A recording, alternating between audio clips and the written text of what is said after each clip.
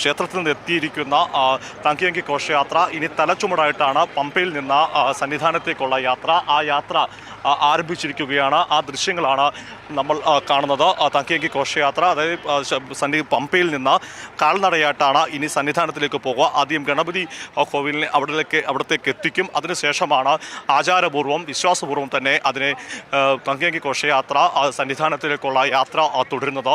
ഇപ്പം മന്ത്രി സൂചിപ്പിച്ച് തന്നെ വളരെ പ്രധാനപ്പെട്ട ഒരു കാര്യമാണ്. നമുക്ക് ഈ ചടങ്ങുകളൊക്കെ കാണുമ്പോൾ എത്ര ഭംഗിയോടെയാണ് കാര്യങ്ങൾ നിശ്ചയിച്ചിരിക്കുന്നത്, അതിൻ്റെ എല്ലാം ക്രമങ്ങൾ വളരെ കൃത്യമതയോടെയാണ് കാര്യങ്ങളെല്ലാം നടത്തിക്കൊണ്ട് പോകുന്നത്. ഈ ഘോഷയാത്ര കടന്നു പോകുമ്പോഴും അതിനുവേണ്ടി ഏർപ്പെടുത്തിയിരിക്കുന്ന സജ്ജീകരണങ്ങൾ, ചില നിയന്ത്രണങ്ങൾ ഒക്കെയുണ്ട്. അതെല്ലാം തീർത്ഥാടകരും പോലീസും എല്ലാം പരസ്പരം സഹകരിച്ചുകൊണ്ട് പോകുന്ന ഒരു കാഴ്ചയാണ് ഇപ്പോൾ ഉള്ളത്.